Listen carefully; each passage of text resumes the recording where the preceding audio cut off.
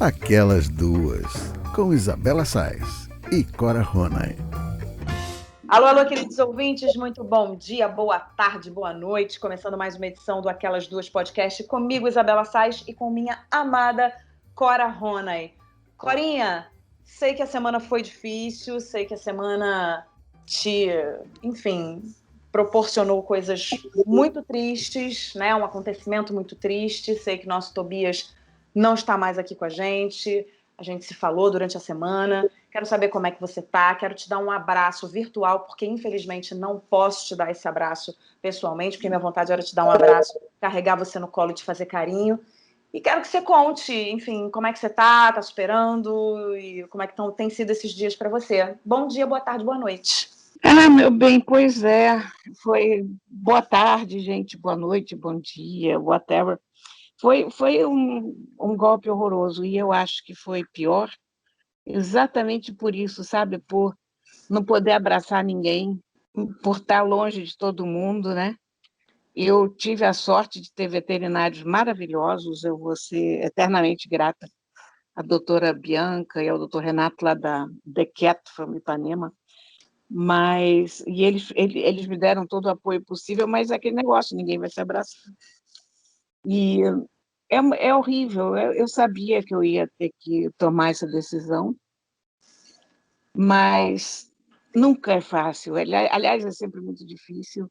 A gente saber qual é o momento, né, também é uma coisa horrorosa, porque eu acho que parte da responsabilidade de você ter um bicho é garantir que ele tenha um fim digno na vida dele, né?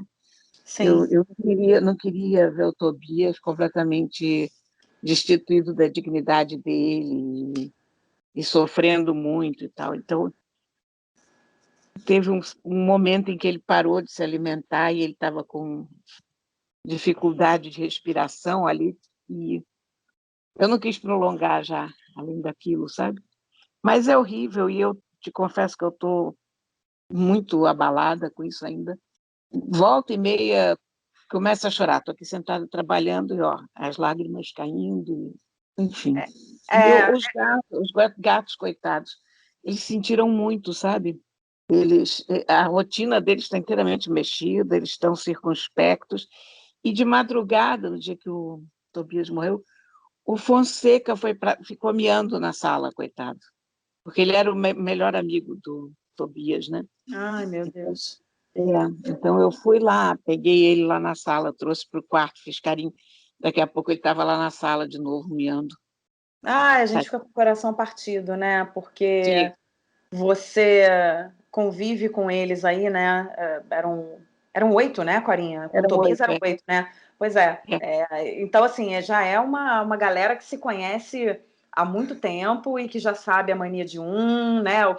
Como é que o outro vai reagir. E aí tem isso que você fala, né? Tem os gatos que são mais chegados, e aí o Fonseca sentindo falta do amigo e miando. Então, nosso coração fica partido. Eu acompanhei de perto aí, na medida do possível, de perto, né? Tudo que estava acontecendo. E eu também fiquei muito triste, assim, quando você falou, quando você postou, eu vi no Instagram o seu post. E, enfim, dá vontade da gente estar junta, dá vontade da gente se abraçar. Eu sei exatamente o que você está passando, porque eu sempre tive animal de estimação, eu já perdi alguns animais de estimação durante a minha vida. E eu sei que é muito difícil, muito difícil. Se a gente estava conversando aqui nos bastidores, você falou, porque, né, o cantinho dele tem o cheirinho dele, a gente sente o cheiro do animal, cada um tem uma característica, cada um chega em você de uma maneira diferente. Então, é lógico, você vai sentir falta pro resto da vida. Mas é isso, ele descansou, ele tava, né, entrou em sofrimento, já não comia. Então, o tempo, eu acho que é essa coisa clichê que as pessoas falam, o tempo cura, mas eu acho que nesse caso o tempo vai amenizando essa dor. O tempo ameniza, né? O tempo não cura, porque eu penso no Irineu, por exemplo, que morreu há 9 anos, e me corta o coração, porque era um gato de 2 anos de idade, né? Uhum. E o que me perturba também no caso do Tobias, porque eu já perdi muitos animais, você imagina, tendo animal a vida inteira, mas quando o animal vive assim aquela vida dele toda, ou, né, morre com 15, 16, 20 anos, você diz assim, bom, foi o tempo dele, né? Mas Exato. quando o animal morre tão jovem, eu fico inconformada com isso, porque eu penso, poxa, esse bichinho podia ter ficado bem uns 10 anos a mais ainda por aqui, sabe? Claro. Não, é difícil. E aí a semana toda já fica toda atrapalhada também, né? A gente já está com a cabeça atrapalhada por uma série de questões óbvias que a gente já está enfrentando com tudo que está acontecendo no país, tudo que está acontecendo no mundo, né? Com a pandemia, enfim. E aí a nossa cabeça fica mais atrapalhada ainda, né? Quando tem um acontecimento desse no meio de tudo, né? Nossa, não, eu fico inteiramente desestruturada. A minha cabeça já não é muito boa normalmente, você imagina nessa circunstância, né? Eu acabei de contar da compra que eu fiz, que eu não sei o que foi. Gente, vocês não acreditam, a Cora falando para mim aqui antes da gente gravar, porque eu fiz uma compra e aí chegou aqui um aviso e tal. Eu não faço a menor ideia do que eu comprei, mas também não vou correr muito atrás não, porque agora eu quero saber, só quero saber quando chegar, quero fazer surpresa para mim mesma. Eu falei, como assim, gente? Eu não tenho ideia do que foi. Quer dizer, eu me lembro, não chegou, nem chegou aviso, porque com aviso eu teria, eu saberia o que é, né? Mas eu vim de manhã para a minha mesa no escritório e estava a carteirinha dos cartões de crédito em cima da mesa e normalmente eles ficam na minha bolsa. Eu olhei aquilo e disse, e aí me veio a cabeça que de noite eu tinha feito uma dessas compras por impulso qualquer e precisava entrar os dados do cartão de crédito no site. Então, me lembrava perfeitamente de entrar os dados do cartão de crédito, me lembrei perfeitamente qual foi o cartão que usei, tudo ok, mas só não lembro do que foi que eu comprei. Só o detalhe mais importante, né? Não sei quanto foi, não sei nada, não tenho ideia do que foi. Que ótimo, né, Cora? Cara, para você ver como é que a cabeça da gente fica mexida e como a cabeça da gente não funciona bem, né? E é o que eu estava falando agora, então, nesse momento da vida que não está funcionando bem mesmo, né? Então, se não funciona bem em condições normais de temperatura e pressão, que é o caso da minha também, imagina nesse momento conturbado que estamos vivendo, né? Não, nem falar. Tá? Todos os miolos desordenados na cabeça. Mas olha aqui, antes da gente ir para as nossas pautas, eu queria que você fizesse o convite. Nosso programa não é ao vivo, né? Então tem muita gente que vai ouvir depois que acontecer, mas para quem ouvir antes, eu acho que vale a pena você fazer um convite que você vai fazer nessa quinta-feira, dia 1º de outubro. Você vai fazer uma live para o lançamento do livro do Ricardo Rangel. Eu queria que você falasse um pouquinho e convidasse nossos ouvintes. Olha, isso vai ser, que eu saiba, o primeiro lançamento do novo normal, digamos, né? Certamente, no caso da Argumento, eles não fizeram nenhum lançamento, e sempre a gente fica com aquela ideia, mas como é que a gente vai lançar livro agora, que não pode aglomerar, que não pode ter gente? Então, Marquinhos da Argumento, eu não sei se foi o Marquinhos ou o Ricardo Rangel mesmo, ou os dois juntos, eles tiveram a seguinte ideia: nós vamos fazer uma live na livraria, então nós estaremos lá na livraria, um grupo de amigos do Ricardo. Então, vai ser o Ricardo, eu, a Marilis Pereira Jorge e o Pedro Doria, porque a gente se reúne, nós quatro, todas as quintas-feiras, e com a Andréia Pachá, às vezes, ou com a Alinho Saboy, enfim, tem sempre alguém de fora, mas o núcleo duro do grupo somos nós, e a gente sempre bate papo, a gente bebe às quintas-feiras, né? Cada um pega a bebida e a gente fica sentado conversando. E toda vez que a gente posta a foto disso, desse Zoom, todo mundo começa, queria participar dessa conversa, queria ouvir essa conversa. Então, nós resolvemos fazer essa conversa numa live. Então, nós vamos para a livraria. A gente não se vê desde março. Nós vamos nos ver pela primeira vez, desde março, os quatro, e vamos fazer uma live lá.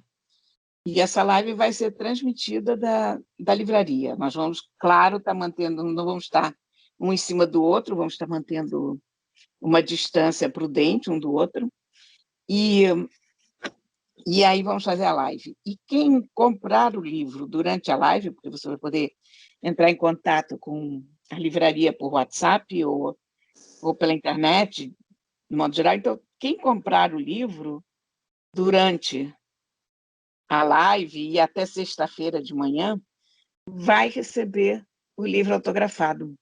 Olha que beleza. Quer dizer, não só autografado, vai receber o livro com dedicatória, como se tivesse ficado na fila para Na receber fila. o autógrafo do autor. E aí, sexta-feira tem uma razão, porque é quando a livraria vai levar os livros para a casa do Ricardo, ou o Ricardo vai lá para autografar, não sei como é que vai ser a burocracia, mas, enfim, eu sei que os livros vão ser autografados na sexta. Então, é a chance de ter o livro do Ricardo, que se chama O Destino é o Caminho, uma crônica do Caminho de Santiago. E é um livro muito bonito, sabe?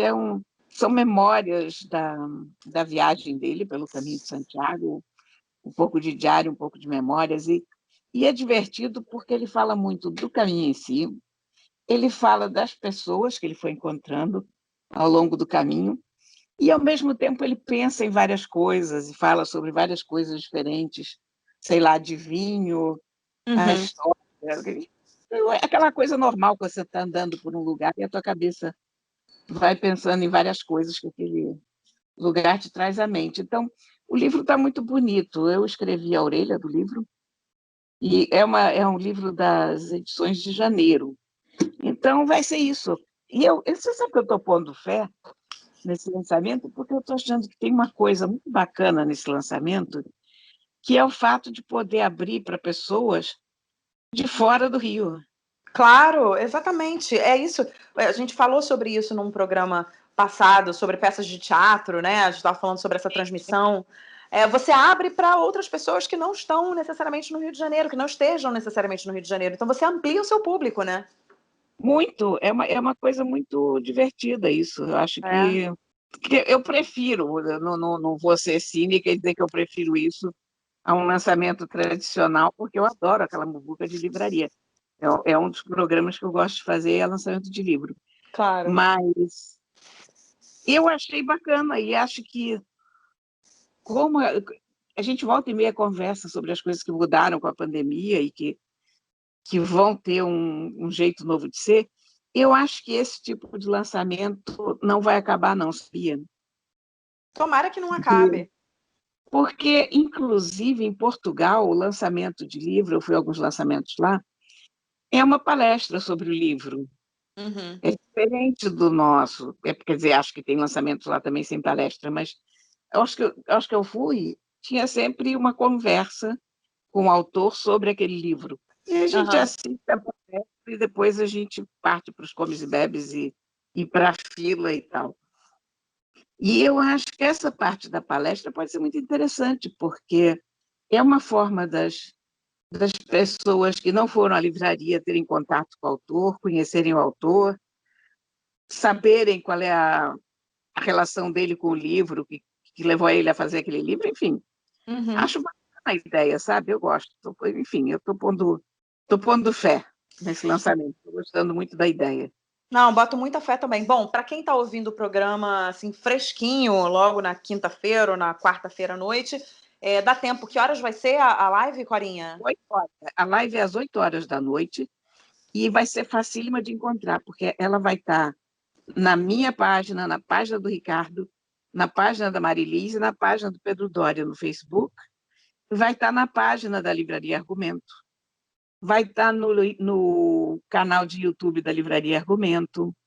Ótimo. Enfim, é só procurar Ricardo Rangel, Livraria Argumento, e eu acho que é fácil. Ou então vai direto na minha página do Facebook, porque eu vou botar o link lá para a gente Sim, aí assistir acompanha na por lá. página. Isso. Tá ótimo. Então, olha, quinta-feira, dia 1º de outubro, se você estiver ouvindo o programa bem coladinho na hora que a gente posta, que a gente sobe o programa, você vai conseguir assistir. Se não, provavelmente isso deve ficar disponível depois, eu imagino, né, Cora? Que isso fique Eu disponível gravado. acredito que sim. O que não vai conseguir fazer depois de sexta é conseguir a dedicatória do Ricardo. Sim. Mas ver a live, eu acho que sim. Eu acho que ela vai ficar no canal da livraria, sim. Muito bem, Corinha. Vamos iniciar os trabalhos então, porque a gente sempre conversa para mais de metro nesse início desse programa. Sim, a internet ficou infindável. Sempre, a gente adora. Com a gente não tem problema. Se a conversa, o assunto, tá tudo certo, porque a gente é especialista em conversar. Mas olha, a gente começa falando sobre adoção na pandemia. A adoção de crianças e adolescentes sofreu com os impactos da pandemia. De acordo com o Sistema Nacional de Adoção e Acolhimento, o número de processos concluídos caiu pela metade no primeiro semestre de 2020. A situação também impõe dificuldades na rotina de abrigos e instituições que acolhem crianças e adolescentes. Dentro desse contexto, o Mato Grosso do Sul foi um dos estados brasileiros que decidiram criar um curso virtual para pretendentes à adoção. A gente conversou com a presidente da Associação Nacional de Grupos de Apoio à Adoção, Sara Vargas, que nos deu um panorama sobre a adoção nesse momento delicado que a gente está vivendo. No início da pandemia, se observou um aumento do empenho de encaminhar para a reintegração familiar ou para a adoção as crianças e adolescentes que já estavam com esse processo quase finalizado. Havia uma preocupação de colocar todas as crianças e adolescentes possíveis em ambiente familiar.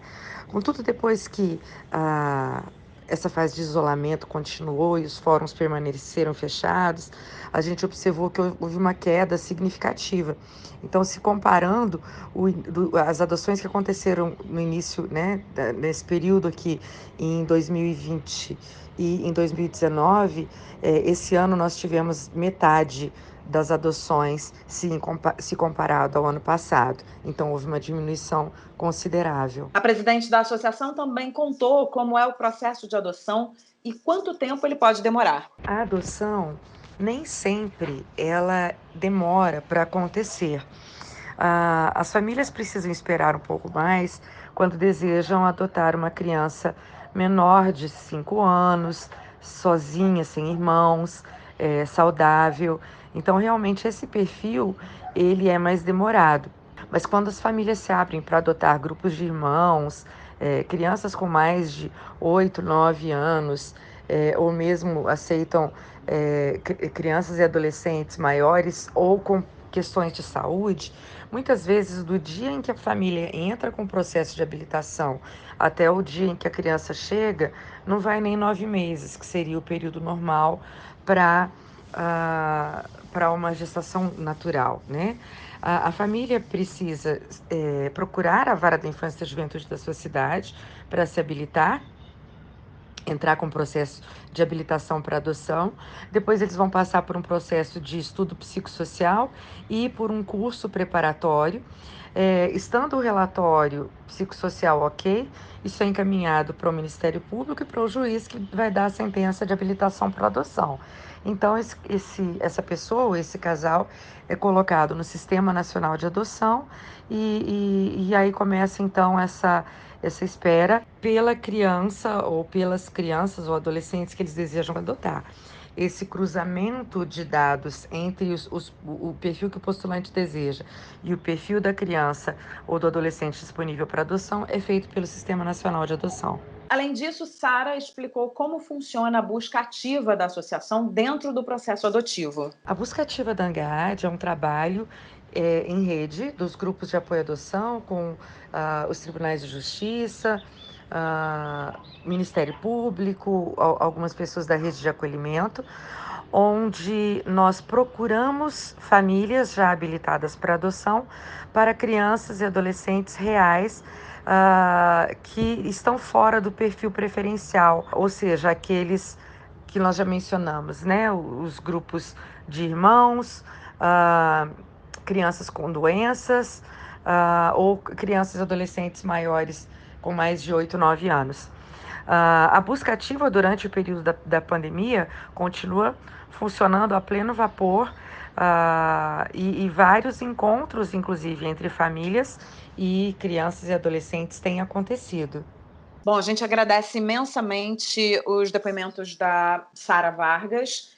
E, Corinha, essa queda de 50% na adoção durante a pandemia é preocupante, né? Eu acho que o que a gente pode destacar na fala da Sara é que continua sendo mais difícil adotar um perfil que é o da criança abaixo de 5 anos, sem problemas de saúde, sem irmãos, do que outros mais complexos, como crianças com alguma enfermidade, com idade avançada e com irmãos, né? eu acho que isso passa um pouco, ou quase que totalmente, pela disposição emocional e financeira das pessoas, que não chega quase nunca a alcançar esse último perfil. Como é que você vê essa história da adoção? Eu acho que é por aí, não sei se você concorda ou não, acho que tem uma questão de disponibilidade, que seja financeira, seja emocional, para adotar esse perfil mais difícil, né? Que tem menos saída, digamos assim. Eu vou fugir da tua pergunta pelo seguinte, porque eu fiquei intrigada com essa coisa da queda das adoções. E eu fiquei pensando aqui, eu acho que tudo isso tem a ver com o estado de espírito que nós ficamos todos na pandemia, né? Porque, primeiro, teve muita gente perdendo emprego, depois, uma incerteza absoluta em relação ao futuro, em relação ao momento. A gente fica pensando por que cai o índice desse, porque, em tese, você acha, não, durante a pandemia, você quer companhia, né? O normal seria crescer, pelo menos na minha cabeça foi por aí.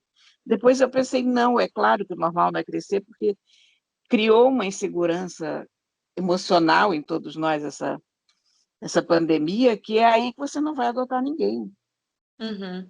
Então, eu sei lá, isso me chamou a atenção.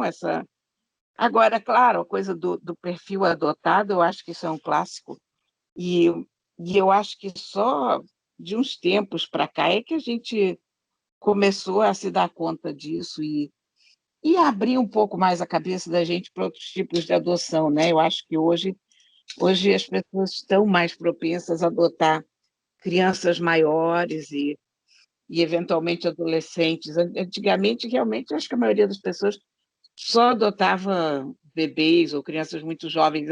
A minha lembrança de adoções em volta de mim em geral, eram crianças recém-nascidas, era aquele clássico de adotar o bebê assim que nascia e registrar como filho imediatamente. Eu acho que a sociedade não tinha um esquema de adoção tão sofisticado quanto tem hoje, né? Uhum. Mas segundo a fala da Sara, isso ainda é predominante, né? Tudo bem, as pessoas podem até estar abrindo a cabeça para outro tipo de adoção, mas ainda as pessoas ainda continuam achando mais difícil adotar crianças que não que têm esse perfil um pouco mais complexo, que são crianças mais crescidas, adolescentes, né? Crianças que vêm com irmãos. Crianças que têm alguma questão de saúde, porque isso tudo, quando eu falo de disponibilidade emocional e financeira, é porque tudo isso, na hora que o casal vai adotar, tudo isso passa pela cabeça e deve entrar ali na conta emocional e na conta financeira desse casal. A gente tem condição, né? Porque também não adianta você ser um casal, né? Ter um casal de classe média que queira adotar uma criança com uma enfermidade que precisa de cuidados né, muito especiais, e que você não vai poder também fazer nada por essa criança, né? Você não vai poder ajudar. Então tem uma questão de responsabilidade, disso mesmo, ou até emocional mesmo, não dá para mim, ou financeiro, sabe? Eu não tenho grana para dois, eu preciso de um, mas eu não tenho grana para dois, então não pode ter irmão. É uma coisa muito difícil, uma coisa muito complexa, eu acho que é uma equação muito difícil de você fechar, né? É uma decisão muito difícil, né, de ser tomada, assim. O que esse casal vai querer, para o que esse casal está aberto, né? Olha, a adoção, eu tenho a maior admiração por quem adota criança. Eu acho tão bonito, acho uma coisa tão generosa. Eu fico vendo os meus amigos, o Gilberto Scofield e o Rodrigo, eles adotaram duas crianças e adotaram essas crianças grandes já, sobretudo a menina, porque eles adotaram um menino com 8 anos na época e algum tempo depois eles voltaram ao abrigo e adotaram a irmã dele, que na época tinha já 12, 13 anos, já era uma adolescentezinha. Isso é muito incrível. E estão dando um lar tão amoroso para essas crianças, e você vê que a família está tão feliz como um todo, sabe? Uhum. Eu acho que movimentos assim têm acontecido cada vez mais, né? É isso, adotaram primeiro um de 8, depois a de 12, pegaram a irmã. É um gesto incrível, é um gesto, sei lá, assim, eu não tenho nem palavras, né, para quem faz isso Eu mesmo. acho, eu acho, eu acho que o maior problema para você adotar irmãos é financeiro, eu suponho, sabe? Sim, eu Porque imagino também. a logística de você trazer uma criança para casa, de você trazer duas, Uhum. é uma coisa de bem diferente, né? Sim, sim. Por isso a gente está falando aqui sobre disponibilidade emocional, disponibilidade financeira, e achei muito interessante você ter falado também sobre essa disponibilidade desse momento que a gente está vivendo, porque isso não tinha nem passado pela minha cabeça, mas de fato faz todo sentido. É uma disponibilidade desse momento que a gente está vivendo, porque às vezes você fora desse momento crítico, você até tem uma disponibilidade muito maior do que agora, porque agora a vida financeira das pessoas foi afetadíssima, tem muita gente sem emprego, muita gente sem, né, sem atividade remunerada, e a cabeça, a saúde mental e a saúde emocional das pessoas foi muito afetada. Então, de repente, a um momento, cria-se aí um gap na vida emocional e financeira das pessoas que, de fato, elas não podem prosseguir com esse sonho de adotar uma criança ou com esse objetivo de adotar uma criança e precisam parar o processo e aí acontece isso que a gente está vendo, uma queda significativa de 50% nas adoções durante a pandemia, que muito provavelmente, a gente não tem aqui dados, né, a gente não tem aqui números, mas muito provavelmente passa por essa questão que você analisou, né, que você citou. Não, você imagina, basta a gente pensar como é que está a disposição da gente, por nós Claro. mesmos, pensar com os duas. A gente não tem certeza de nada, cara. Assim, a coisa financeira foi um massacre. Você não sabe o que vai ser daqui para frente. Enquanto não houver uma vacina, nós não temos nem chance de chegar perto de uma normalidade. Uhum. Então, é uma responsabilidade enorme, um salto enorme você adotar uma criança. Já é uma responsabilidade normalmente, né? Agora, nesse momento, é uma responsabilidade maior ainda com essa criança, com essa família, entender Não, se dá mesmo ou não. E dentro de um quadro de incerteza absoluta. Exato. Um quadro de incerteza total. Uma outra coisa, hein, Belinha, que a gente também não está equacionando, como aumentou o número de divórcios Muito. durante a pandemia. Então, eu também tenho a impressão que isso também está atrapalhando isso, porque você imagina, o casal tem todo aquele plano, vamos adotar uma criança e tal, mas esse casal não convive realmente. Não convive 24 horas por dia. Olha, conviver 24 horas por dia é impossível até com a gente mesmo. Uhum. Agora, você imagina, a pessoa tem que conviver uma com a outra 24 horas, é muito duro, é só um casal que já passou por muita coisa que consegue enfrentar isso, né? Você trazer mais um elemento para essa equação, sei lá, é uma loucura. Na realidade, eu acho que passa mais por responsabilidade do que qualquer outra coisa. Acho que você inserir uma criança pequena dentro do seu contexto familiar que está sofrendo ali por conta dessa situação que a gente está passando, né? Então, se você está num momento complicado com o marido, briga pra caramba, a grana que não vem, que não entra, e aí você trazer uma criança para dentro de casa nesse momento, eu acho que isso tem muito mais a ver com responsabilidade, na verdade, do que com qualquer outra coisa, porque se você pega um casal que está tendo problemas, né, que está discutindo, que está à beira, de repente, de um divórcio, de uma separação, uma grana que não entra mais, um emprego que foi perdido. Então, você pega uma família absolutamente em crise e traz uma criança para esse contexto, eu acho que é uma questão muito mais de responsabilidade do que de qualquer outra coisa, porque eu me coloco no lugar, né, de uma família querendo adotar uma criança, e se eu estou passando por essas situações críticas, com certeza eu vou parar e vou falar, será que é a hora de trazer uma criança para esse momento? Talvez seja uma chance única, talvez seja... Né? Eu não estou dizendo que essa é a resposta. Eu acho que outras famílias podem olhar e falar, não, beleza, a gente está em crise, mas é isso aí, é isso que a gente quer, vamos trazer, a gente vai superar a dificuldade e pronto. Mas eu também acho que tem as pessoas que param, olham para essa situação e dizem, será que é o momento de trazer? E por isso essa queda. Por isso essa queda de 50%. Deve ter muita gente pensando se realmente é o momento. Será que eu vou conseguir arcar com as necessidades dessa criança? Será que eu vou conseguir alimentar essa criança? Será que eu vou conseguir vestir essa criança? Se por acaso essa criança tem uma enfermidade, tem um problema de saúde, eu vou conseguir pagar o tratamento? Né? Porque é uma questão de responsabilidade também. Não, enorme, enorme, né?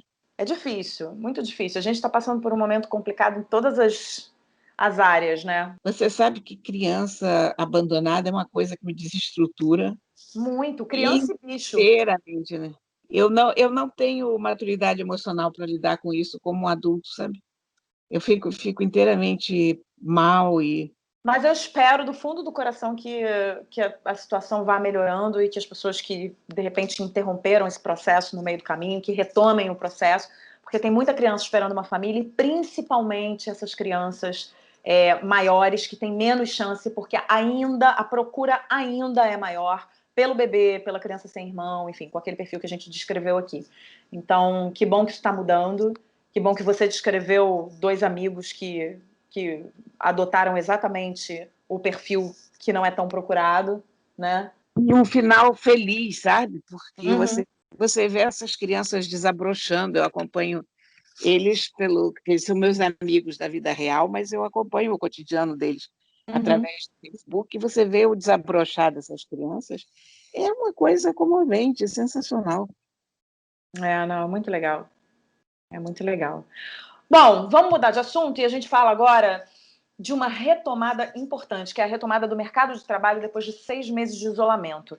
A pandemia ainda está longe de acabar, mas o mercado de trabalho já dá os primeiros sinais de retomada. O desemprego teve uma pequena queda. Depois de bater recorde e superar a marca de 14%, a taxa caiu para 13,7%.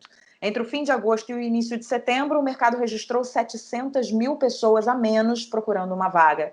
Por outro lado, a população ocupada aumentou 0,2%, o que o IBGE considera uma estabilidade estatística, mas com uma pequena tendência de aumento. Além disso, outro movimento chama a atenção no mercado. De maio até a primeira semana de setembro, 13 milhões de brasileiros voltaram aos postos de trabalho. Os dados também são do IBGE e sugerem alguns cenários. Os empregos que estão voltando são os de menor qualificação, sem possibilidade de serem retomados à distância, e também podem refletir a flexibilização do isolamento no país. Prova disso é a taxa de pessoas afastadas do trabalho por conta da quarentena. Em maio, eram quase 20% e no início de setembro são pouco mais de 4%. Mesmo com a flexibilização, mais de 8 milhões de brasileiros continuam em home office.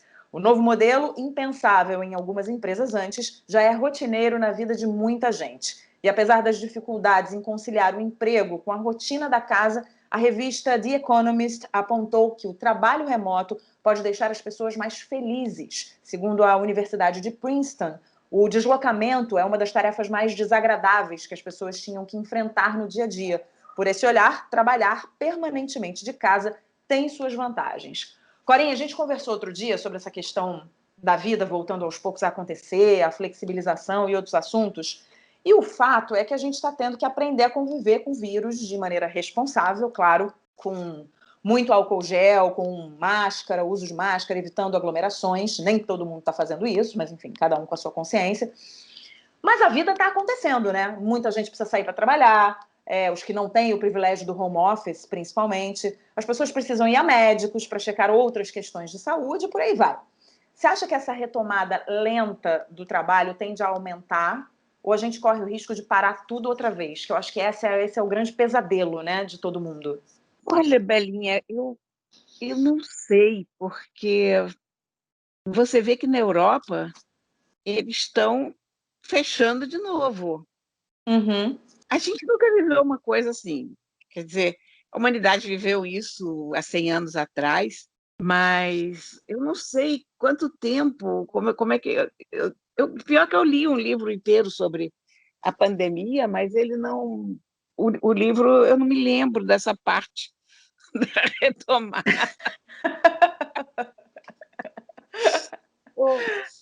Eu sei que quando a gente entrou nessa onda de home office, de ficar todo mundo em casa, a gente achava que isso ia durar 2 ou 3 meses no máximo, Uhum. né? É.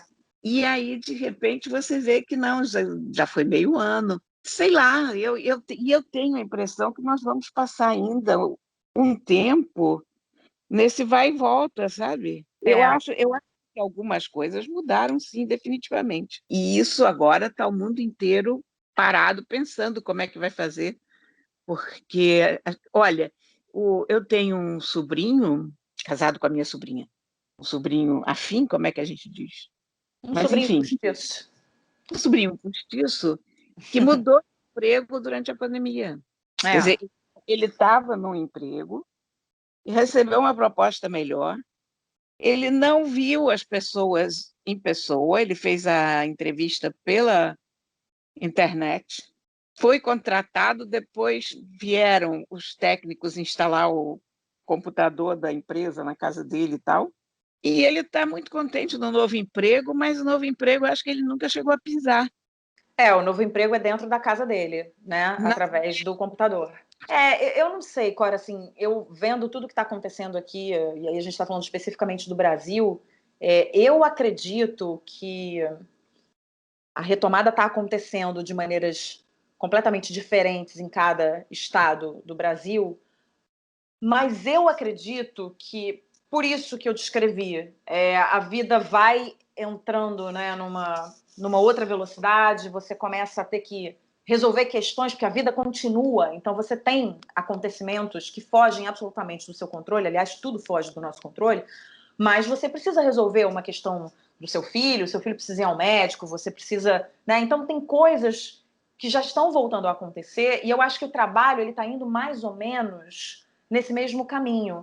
Então, eu acho que as empresas também estão entendendo que precisam voltar de alguma maneira, não vão voltar presencialmente, mas estão conseguindo trabalhar de maneiras completamente novas e inusitadas, ou não tão novas assim, mas estão conseguindo fazer o que tem que fazer e prestar o serviço que prestam através do computador, através de seus funcionários em home office, e daqui a pouco o trabalho começa a reacender de novo, né, a reaquecer de novo, e aí você precisa, como você precisava antes, contratar um funcionário, contratar outro, está tendo uma necessidade nova. Às vezes as necessidades são até novas. Mudou meu trabalho, eu não faço assim, faço assado, agora eu estou apostando mais nas mídias sociais. Então eu preciso de uma pessoa de mídias sociais. Essa pessoa vai ser contratada, né, que poderia nem ter sido contratada lá atrás, mas agora existe uma nova necessidade no mercado de trabalho de contratar pessoas X e Y. A gente já falou aqui várias vezes sobre trabalho, né? Sobre trabalhos novos que vão aparecer. Eu acho que a pandemia também está ajudando a essa questão, de repente, se acelerar. Empregos não, mas trabalhos que a gente não conhecia antes, ou trabalhos novos dentro de uma determinada empresa, num determinado segmento, que você fala, caramba, nunca pensei que eu fosse ter que contratar uma pessoa que fizesse isso, mas agora a minha necessidade é essa porque o mundo mudou.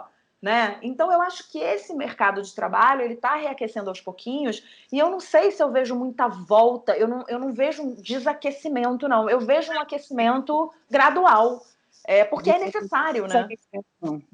Não, eu acho que pouco a pouco a gente está entrando num terreno mais estável, saindo do pântano, digamos. Eu vi esses dias um caso interessante de uma moça que trabalha com aniversários infantis, e aniversários, do modo geral, e faz bolo e doces e tal. E o que aconteceu? De repente, os aniversários mudaram completamente. Antigamente, você fazia um bolo enorme, você fazia uma quantidade doce. Agora, você faz kits pequenininhos, bolinho para 4 pessoas no máximo, meia dúzia de brigadeiros e tal. E aí ela vende como um kit. Então, você vê, talvez esse kit acabe vendendo mais do que aquelas festas enormes, porque Claro. Muita gente que não quer fazer festa enorme vai comprar o kitzinho para festejar em casa, por que não, né? Sim, sim. É isso que eu estou falando, assim, eu acho que as pequenas e grandes empresas, até mais as pequenas, estão sofrendo mudanças, sofreram mudanças com a pandemia, que muito provavelmente lá na frente esses empresários vão ver que foi até interessante, porque mudou o jeito de se trabalhar, mudou o jeito de se contratar, né? E pessoas estão sendo contratadas que, de repente, esses empresários jamais iam imaginar que contratariam, né, para essas determinadas funções, porque talvez essas funções nem existissem antes. Então, quando eu olho para esse cenário, eu posso estar errada, claro, que a gente está vendo aí a Europa numa segunda onda, mas o que a gente está enfrentando aqui não é uma segunda onda, o que a gente está enfrentando aqui é um platô que não sai lá de cima, que hora sobe, hora desce, mas a gente ainda está na primeira onda. Isso todos os infectologistas possíveis e imagináveis que você entrevistar, eles vão dizer exatamente a mesma coisa. A gente não está numa segunda onda, a gente está num platô que não desce, né? Até porque essa flexibilização no Brasil é enorme, e essa flexibilização está sendo feita, cada estado está fazendo de uma maneira diferente. Então, eu não consigo, assim, ver, pelo menos nesse momento, tá? Se a gente controlar o vírus e vier uma segunda onda, é diferente. Mas nesse momento de flexibilização, eu não vejo uma coisa de fecha tudo e agora as empresas também, nenhum restaurante, não sei o quê, bababá. Eu não vejo isso acontecendo. Eu vejo... na verdade, o que eu gostaria muito é que essas coisas começassem a acontecer gradativamente e que todas as pessoas tivessem muita consciência de que elas precisam não aglomerar, usar máscara sempre, a qualquer hora, sabe? Isso é uma condição para poder sair de casa, a higiene das mãos, aquela coisa que a gente fala desde a primeira notícia que a gente teve lá atrás, né? Naqueles tempos antigos. Então, acho que se a gente tiver essa noção de responsabilidade, acho que ajuda muito até a essas pessoas que estão retomando suas pequenas empresas, seus pequenos negócios e que precisam disso para viver, né? Acho que todo mundo, né, gente? Mas tem pessoas que não têm a possibilidade de fazer home office. Quem tem, tá ótimo, tá em casa. Eu tô fazendo, meu marido tá fazendo, a Cora tá fazendo, mas tem gente que não tem, né? Então, para essas pessoas, principalmente, essa responsabilidade de sair com a consciência tranquila, de que não está colaborando para disseminar o vírus, é diferente do cara que sai para aglomerar nas ruas do Leblon, né? Que tá, tipo...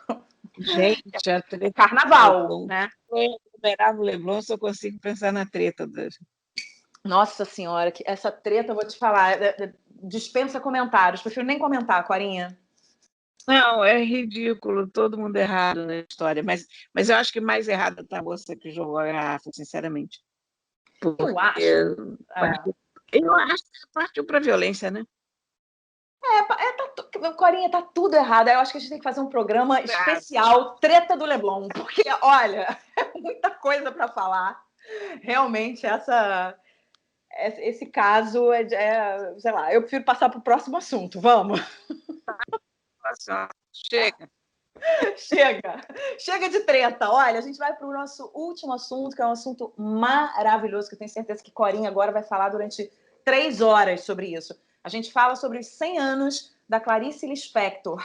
Clarice Lispector faria 100 anos no dia 10 de dezembro de 2020. E as celebrações pelo nascimento de uma das maiores escritoras brasileiras já começaram. A primeira grande novidade editorial desse período é o livro Todas as Cartas, da editora Rocco, que compila as cartas escritas por Clarice a amigos, colegas, jornalistas e familiares. Algumas mostram a admiração dela por João Cabral de Melo Neto, que também completaria 100 anos em 2020. Em 1947, ainda jovem, Clarice escreveu sobre o autor, abre aspas, saio de sua poesia com o sentimento de aprofundamento da vida, fecha aspas.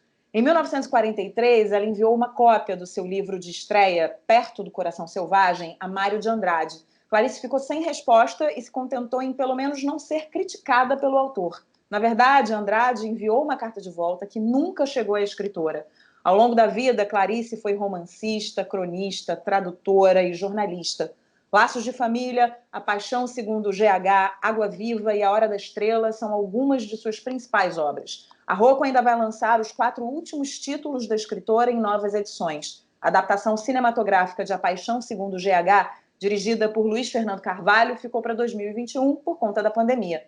O mesmo aconteceu com Uma Aprendizagem ou O Livro dos Prazeres, dirigido por Marcela Lorde. Por outro lado, o colóquio internacional 100 anos de Clarice Lispector, promovido pela USP, vai ser transmitido pelo YouTube entre os dias 19 e 21 de outubro. O centenário pode ser uma ótima oportunidade para conhecer melhor a obra dessa mulher tão à frente de seu tempo.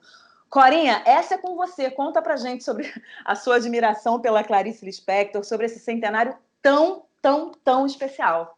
Eu estou aqui encantada com o livro das cartas, porque um dos lançamentos mais interessantes do centenário teve um selo, você sabe, né? Que o Correio lançou um selo da Clarice, e eu fiquei até pensando, eu digo, mais engraçado, né? Porque eu fiquei, né, com essa ideia de cartas e selo na minha cabeça, porque por acaso eu recebi o volume das cartas e a editora me mandou um exemplar do selo para eu ver como é bonitinho. Foi feito pela a neta da Clarice, a Mariana Valente. Sei. Eu pensei, olha, era uma coisa que antigamente se usava tanto, um selo, e hoje, será que alguém ainda usa um selo? Ah, eu sou apaixonada Aliás, por selo. eu sou apaixonada por selo, mas isso era uma boa coisa para a gente ver, se as pessoas ainda usam selo. Eu não sei se As usam. Eu acho que é coisa de pessoas ainda colecionadora. mandam cartas? Eu acho que selo é Eu coisa de acho, colecionador, Corinha. tá? Olha, eu acho que eu deveria conversar com alguém dos Correios para saber disso, né? Quem é É. que usa selo? Ainda se usa? Quanto caiu a, a impressão e o uso de selos, sei lá, de 20 anos para cá? Olha, você não acha que isso seria uma coisa curiosa? Seria incrível, uma pauta pra gente. Essa coisa do selo também me chamou a atenção na Coreia do Norte, porque eu comprei selos lindos na Coreia do Norte. A Coreia do Norte tem séries de selos maravilhosos sobre Uhum. pássaros, animais e tal. Eu não havia nada para comprar na Coreia do Norte de lembrança do país, então comprei selos. Então, estava eu comprando esses selos. Quando eu cheguei no hotel, me dei conta, são fakes, Olha, porque é pelo seguinte, porque podem até ser impressos pelo correio, pela Casa da Moeda da Coreia do Norte, mas é proibido você se comunicar na Coreia do Norte. Você não pode mandar carta ali para a esquina, se você manda, é censurado, você não pode ai, mandar que carta para fora tristeza. do país. Uma Então, tristeza quem é que isso. usa tanto selo? É óbvio que esses selos são feitos para os turistas Sim. comprarem, acreditando que há uma ampla comunicação naquele país. Mas, enfim, então chegou carta, chegou o selo, fiquei pensando. Mas, enfim, mas esse volume das cartas é super legal. Eu tenho uma predileção pela Clarice para consumo interno, a Clarice das crônicas e a Clarice das cartas. Uhum. Não é necessariamente a Clarice dos romances. Os contos são já mais parecidos com as crônicas, muitas vezes. E eu acho tão interessante esse lado cotidiano da vida que ela levava. É uma forma da gente. Porque você gosta de um escritor e você não se sente necessariamente próximo do escritor quando você lê a obra do escritor, quando você lê os romances ou uma coisa assim. Agora, quando você lê crônicas e quando você lê cartas, você sente uma intimidade enorme. É. Ali está uma pessoa exatamente como você, Uhum. falando de problemas exatamente iguais aos teus. Então, isso é uma janela para a pessoa, para a vida dessa pessoa, que eu acho maravilhoso, sabe? Acho uma sorte que essas cartas tenham sido preservadas e que a gente finalmente tem acesso a elas numa edição tão caprichada, porque essas cartas foram todas selecionadas. Depois elas têm extensas notas da Teresa Monteiro, que é biógrafa da Clarice. A edição toda foi feita com muito cuidado pelo Pedro Carlos Vasques. Está tudo muito bem feito, muito bem impresso. E a leitura é divertida. É uma leitura, você acompanha, Clarice, coisas assim minúsculas, por exemplo, eu abri aqui inteiramente ao acaso o livro, para você ver, Uhum. e tem uma carta para o Rubem Braga, em que ela fala dos filhos, porque naquela época o Rubem também tinha uma criança pequena, né? Isso é uma carta de 1948, e então ela pergunta como vai Zora e o menino, como tem sido a vida dos Bragas? Os valentes estão às voltas com o bebê. Os valentes são ela, né? Ela era casada com Maria Gurgel Valente. Expulsei a criatura que tinha vindo me ajudar. E, francamente, nunca vi tanta fralda na minha vida. A Suíça que espalhou para a vizinhança que éramos uns selvagens, que cometíamos um grande pecado suíço, a desordem. Ficamos muito humilhados. Além do mais, ela só queria ouvir Bach e Mozart e só queria ler Rilke e Hermann Hesse. Tanta cultura acabou por me dar nos nervos. Você está muito interessado nisso? Não responda.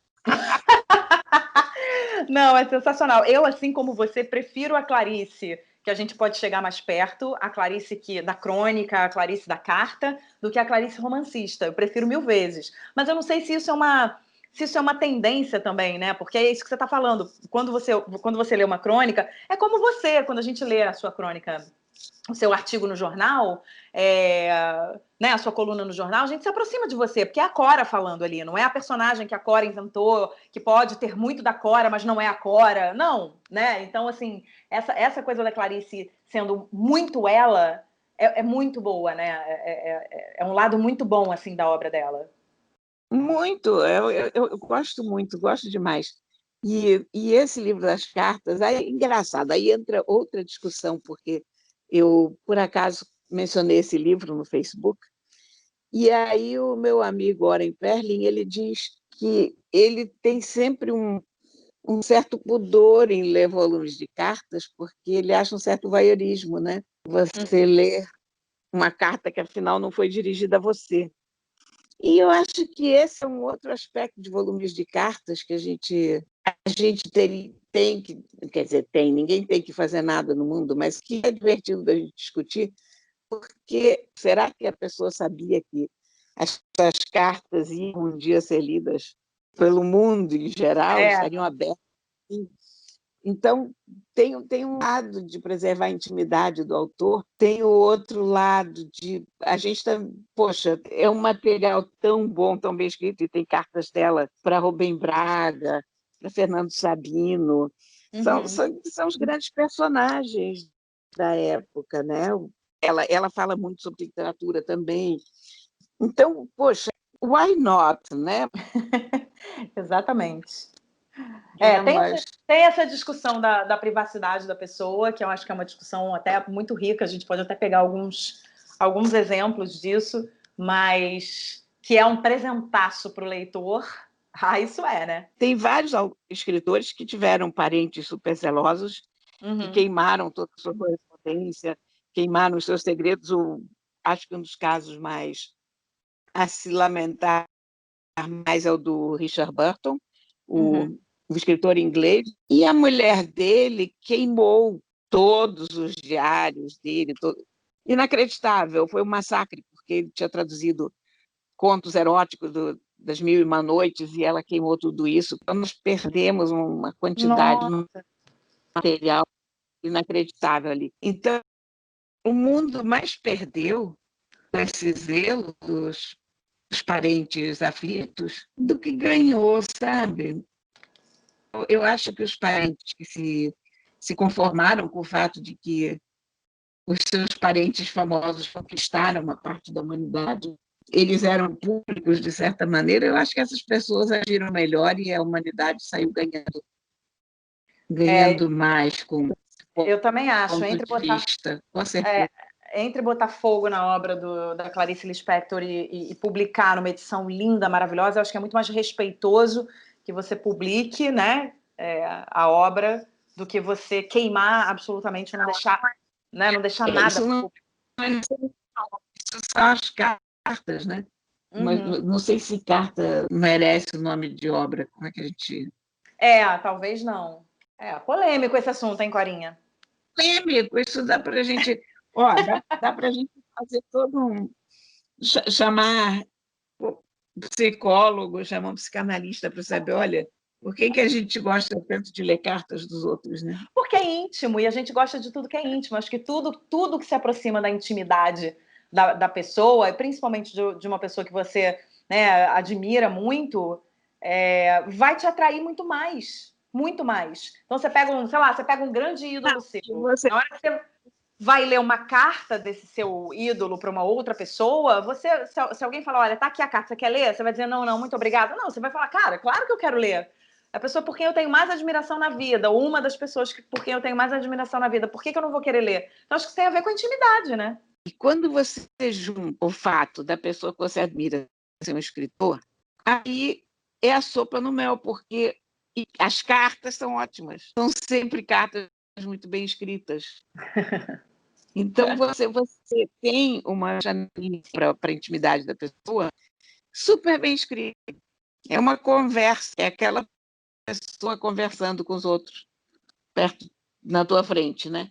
Verdade. Então, eu acho Eu acho que é sensacional. Eu recomendo o livro das cartas da Clarice, todas as cartas, da editora Rocco, mesmo para quem não gosta da Clarice. Tem gente que não gosta da Clarice ficcionista, mas eu acho que as cartas vão além de gostar ou não gostar da ficção da pessoa, porque são um retrato da época, são um retrato de pessoas que estavam fazendo a cultura brasileira ali. As pessoas com quem ela se corresponde são todos artistas, escritores muito próximos a todos nós, sobretudo nós cariocas, né?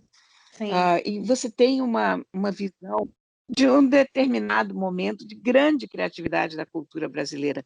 Então, eu acho que é uma leitura maravilhosa, inclusive, Bela, para gente que tem filho pequeno. Não, eu tô doida para ler. E para gente, porque são cartas, né? Então, você pode ler uma carta, duas, você não precisa ler tudo direto de um momento ao outro, você pode ler de trás para frente, de frente para trás, pelo meio. Sensacional, é uma grande leitura. Sim, eu tô doida para ler. Tô doida para ler. Lerei. Vou colocar na minha fila. Corinha, chegou ao fim o nosso programa. Eu acho que a gente pode finalizar com essa dica. Vamos finalizar com essa dica desse livro de Clarice Lispector. A gente não precisa de mais dica nenhuma. Quando a gente tem uma dica desse tamanho, não precisa de outra, né? Não, entende o livro, hein? Quando a gente diz desse tamanho, porque vou te dizer aqui são quantas páginas. Estou com o livro aqui na mão. Olha, gente, que vexame. Eu estou com o livro, mas eu não estou com os óculos e não sei onde eu botei os meus óculos para perto. Olha, são muitas páginas. É um livrão grandão que para em pé sozinho na estante. Ah, entendi. Então tem que separar um tempinho para se dedicar, porque ele é grande mesmo. Se ele para em pé sozinho, ele tem muitas páginas. Mas tudo bem, mas vale a pena. E a gente encerra assim o nosso programa com essa dica maravilhosa, comemorativa do centenário da Clarice Lispector. E se você quiser falar com a gente, já sabe, estamos nas redes sociais no @aquelas2podcast, isso no Instagram. Você pode também escrever para aquelas2podcast@gmail.com e tem a nossa playlist lá no Spotify que você pode seguir e ouvir músicas maravilhosas, fazendo o que você bem entender, a hora que você quiser, assim como você ouve o nosso podcast. Certo, Corinha? Certíssimo. Um beijo para você, morrendo de saudade. Fica bem, doida para te dar um abração. E vamos que vamos, até semana que vem. Até para a semana, Belinha e ouvintes todos queridos. Aquelas duas, com Isabela Sais e Cora Ronay.